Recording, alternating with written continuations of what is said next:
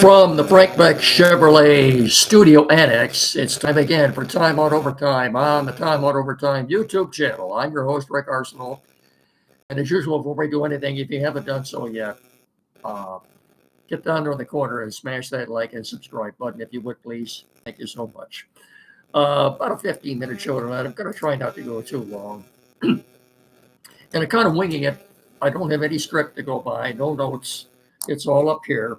I'm trying to get you up to date on everything going on. But we're going to talk mainly baseball tonight, given the awards that have been given out the last couple of nights. Rumors in regard to the Tigers and free agency.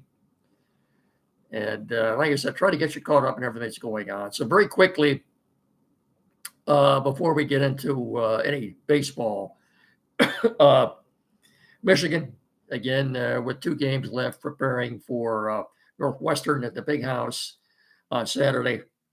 They're 5-5. And as I've said before, this is pretty much a must-win for them on Saturday. If they expect to go to a bowl game. Michigan State preparing to take on Purdue at Spartan Stadium. They come in 4-6, so obviously they'd have to win their last 2 to get to a bowl. I think they can beat Purdue Saturday, but I don't think they can beat Rutgers on the 30th. I'm sorry, I just don't see that. I'd love to see it, but I don't see that happening. That gets you pretty much caught up on them. Wings coming off a horrible West Coast trip. Saw them lose all 3 games to 3 bad teams. They got outshot in every game. They're dead last right now in the NHL Eastern Conference. Who's going to be in net tonight? Is it Talbert? Camp Talbert? I don't know. How much will they get outshot by tonight? Is this a must-win for Derek Lalonde tonight? Does he have to win to keep his job? I don't think so. I don't think he's in any danger at all. We talked about this before. Maybe we'll talk about it when we have a little more time. But when you have an owner and a general manager that obviously are in no hurry to win or even make the playoffs, in fact, I think the Pistons, who are in Charlotte tonight, pardon me, I think they have a better chance. Hang on here.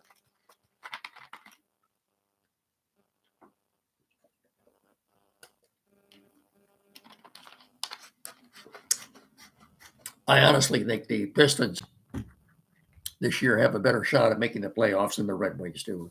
Like I said, they're in Charlotte tonight. It's a winnable game.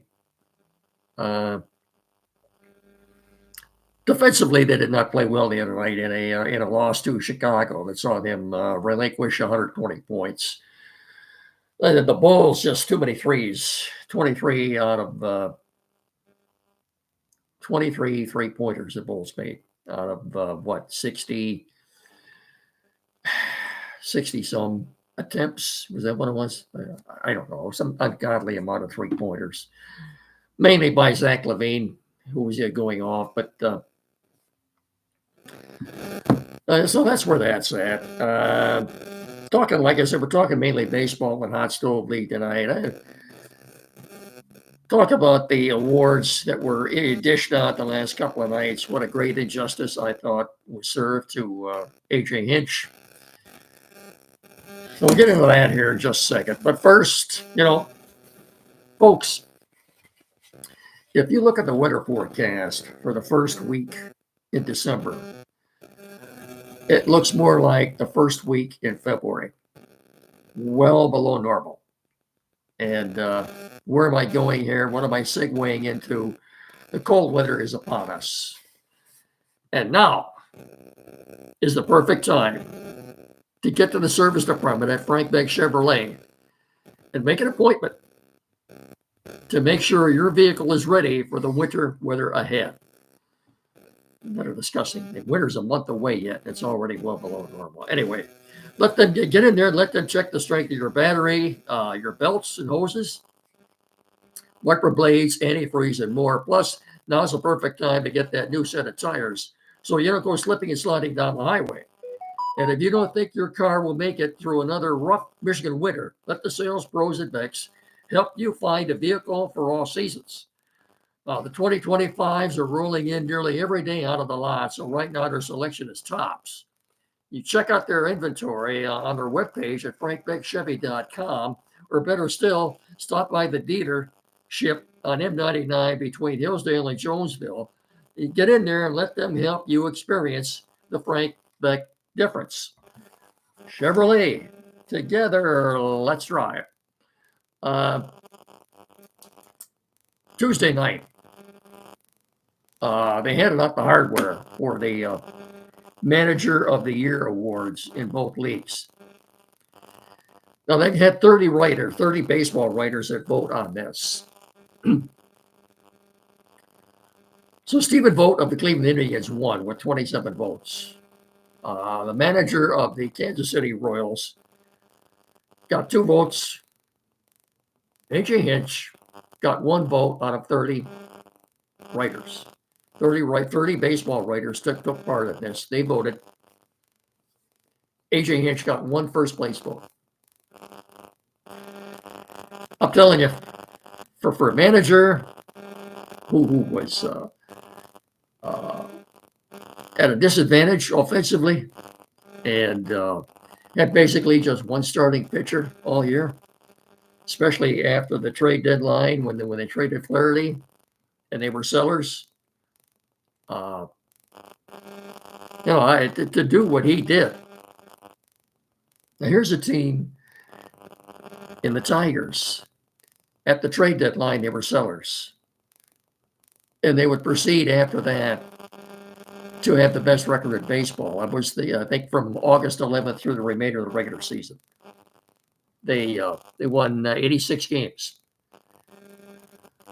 I think what he did was phenomenal, unbelievable, and I think it's a great injustice that he didn't get the award. Now,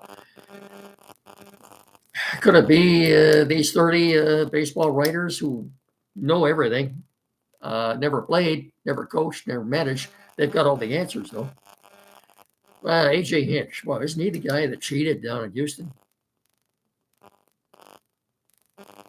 Are they ever going to forget about that? I quite frankly think a lot of that came into play here. I think A.J. Hinch should have won the award. I'm not saying Stephen Vogt. Look, the Indians and the Royals both played over their heads this year. I did, but the Indians have Jose Ramirez, a bona fide superstar at third base. The Royals have a superstar at shortstop in Bobby Witt Jr. A.J. Hinch doesn't have any superstars. But I think it was a great injustice for him not to get the award, and it's a crying shame, really. Again, I'm not saying Stephen Vogt didn't deserve it, but I thought Hinch deserved it more than he did. And it wasn't even close. Like I said, 27 first place votes for Vogt and just 1 for A.J. Hinch. Of course, these are anonymous. We don't know who voted for who. That's all. The voting on these awards is all anonymous. Now, last night, 24 hours later, happy 28th birthday to Turek Skubal, who celebrated with the Cy Young Award being given to him. He was a unanimous choice. He got all 30 first place votes. 18-4, ERA of 2.39, 228 strikeouts. Yeah, he deserved it. However, if you want to nitpick, how'd he do with the most relevant, most important start of his career? That would have been the last game he pitched, Game 5 of the ALDS in Cleveland. Did not have a good game. I don't know. It obviously didn't affect him winning that award. So that's where we're at with that. Now, I have seen a couple of articles speculating on free agents. The winter meetings are the week after next in Dallas.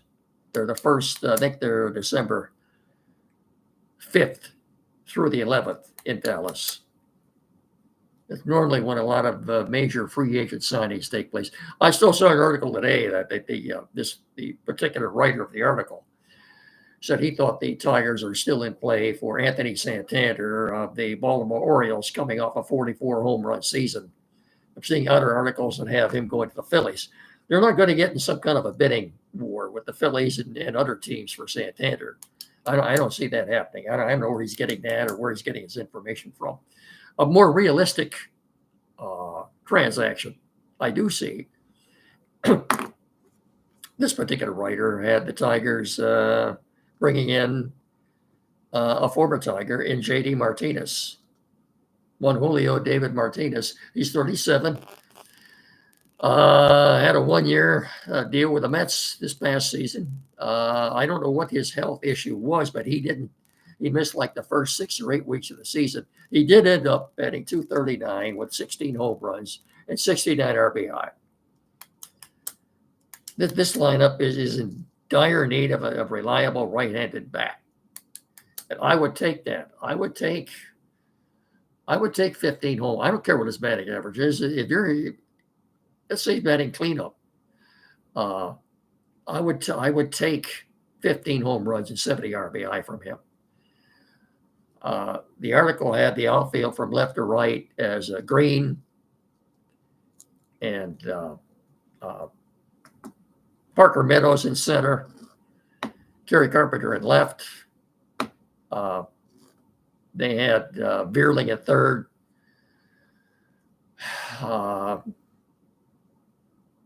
Colt Keith at second. Torkelson at first. Jake Rogers catching. This is the opening day lineup, and Skubal pitching. And they had the kid that they got from the Dodgers in the Jack Flaherty trade, playing shortstop. Would that be Matt? I'm sorry, having a brain cramp. I'm not coming up with his last name right now. I apologize for that, but you know what I'm talking about. I think they had the lineup had him batting fourth. Martinez, not talking about. I'd take that. I would take 15 or 16 home runs and 70 RBI from him. This lineup is in dire need of a reliable right-handed bat. I think he'd fit right in. I think he took a 1-year contract with the Mets last year. I think he'd take a 1-year contract with the Tigers this year, especially now after they made the playoffs. Like I said, he's 37 years old. I think he'd be a good fit here. I really do. Yeah, so we'll see where that goes. And if they do sign him, I think that could very well occur the first week in December at the winter meetings, because that's where the majority of your free agent signings take place now. So, spend a few minutes on the Lions after we do this, and then I think we'll wrap it up for tonight. As you know, we don't do this without the mentioning of Tim Lindley at Quality PC, who did everything to help me get this whole thing set up. Tim Lindley, Quality PC, downtown Hillsdale, 37 Waldron Street. For any and all of your technical needs, sales, service, anything at all, whatever the technical issue is. Computers, new or used. Maybe the computer you have now needs a little tweaking. Flat screen TV, mounting, programming. Maybe you're changing internet providers. Printers, new or used, anything at all. Anything. This is the guy you want to see. Tim Lindley, Quality PC in downtown Hillsdale. You won't meet a nicer man. 37 Waldron Street. Again, 517-610-5372. Or again, like I said, 37 Waldron Street. That's a couple of 100 feet west of Howell on the north side of the street across from Fat Jack's Automotive. Get in there. Tell them Miggy and I sent hi and we sent you. Thanks. Thank you so much. Last I looked, the Lions Sunday at 1 o'clock on Fox, taking on the Colts down in Indianapolis, Lucas Oil. I'm sure there'll be a lot of Lion fans making the trek from I-94 to 69 South down to Lucas Oil. What is that? About a 3-hour drive, 2.5, 3-hour drive. They will be taking over Lucas Oil Stadium. The Colts, if you watch the game Sunday, you'll notice the different uniforms. They're called Indiana Knights with an N, not a K, with an N. Indiana Knights uniforms. It's basically a darker shade of blue than they normally wear. Jersey and pants with a black helmet. I like the look of that helmet. Black helmet with a blue horseshoe. I'm sorry, a black helmet with a blue horseshoe outlined in white. It's a really good look. I like it. You'll see that when you watch the game on Sunday. The Lions will be in their usual whites, all white from head to toe, with the silver helmets. 1:00 Sunday. There's already Lions play the Buffalo Bills Sunday, December the 15th. That's a 4:25 game.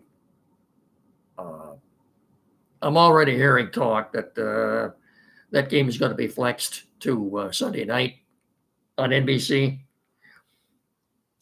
That's nothing official yet, but the December the 15th, they've got a couple of weeks yet to decide what they want to do with that.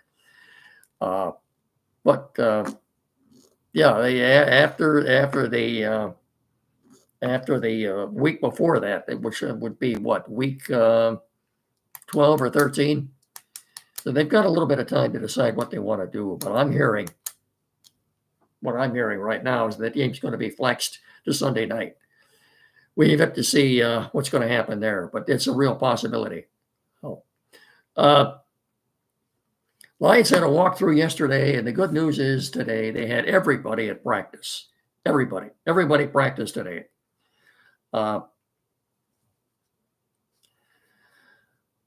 No limited practice for anybody. I take that back. One, Kerryon Arnold. He suffered a midweek groin injury, but it appears to be no big deal. In fact, he was in good spirits after practice, talking to the press. I don't think it's any big deal. Sam Laporta, full practice. Shane Zylstra, Carlton Davis with a cast on his hand, full practice. Emmanuel Mosley, a corner. Emmanuel Mosley practiced. He's got 5 days. He had a pec issue. He's got 5 days remaining on his evaluation window. Means they've got 5 days to determine whether or not they want to put him back on the roster or shut him down for the rest of the year. Laporta's been trending the right way, and while he's only estimated to have been a full participant yesterday and today, it confirms he's on track to return. He's going to play Sunday. I'm sure you'll see Sam Laporta in the lineup on Sunday. Okay, have I got you caught up on everything? I think so. I don't think I left anything out. Little hot stove league, little talk. Okay, that's good. Don't forget, everybody, time out with Andy and Jed Saturday morning here locally on WCSR 92.1 FM. And I will talk to you all again on Saturday. So until then, take care. Oh, by the way, I want to remind you too, next week, because of the holiday, instead of Tuesday and Thursday, I will be doing shows on Monday and Wednesday and Friday. Next week only. If that works out, we might go to that permanently, but that's for next week only. I'll remind you about that on Saturday too. So that's it. Have a good rest of your evening. Remember, please treat each other with respect, and so long, everybody.